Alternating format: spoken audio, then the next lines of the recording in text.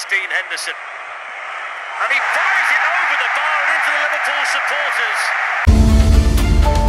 নতুন সিজনের শুরুতেই শিরোপা জয়ের সুযোগ হাতছাড়া হলো লিভারপুলের। এফএ কমিউনিটি শিল্ড ট্রফির ফাইনালে ক্রিস্টাল প্যালেসের কাছে শিরোপা হারালো লিভারপুল। লন্ডনের ওয়েম্বলি স্টেডিয়ামে ম্যাচের শুরু থেকেই গতি আর উত্তেজনায় জমে ওঠে ম্যাচ। মাত্র 4 মিনিটে হুগো একটি গোল করে লিভারপুলকে এগিয়ে নেন। 17তম মিনিটে জা ফিলিপের গোলে সমতায় ফিরে ক্রিস্টাল প্যালেস। 21তম মিনিটে ফ্রিম্পং এর করা গোলে 2-1 ব্যবধানে এগিয়ে থেকে বিরতিতে যায় লিভারপুল।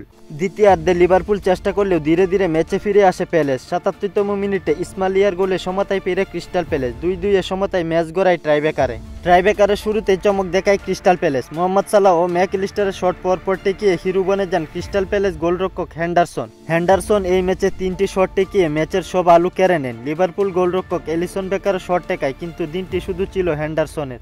হেন্ডারসনের জাদুতে শক্তিশালী লিভারপুলকে হারিয়ে শিরোপা উদযাপন করে ক্রিস্টাল প্যালেস। খেলাধুলার গুরুত্বপূর্ণ আপডেট পেতে আমাদের চ্যানেলটি সাবস্ক্রাইব করে পাশেই থাকুন।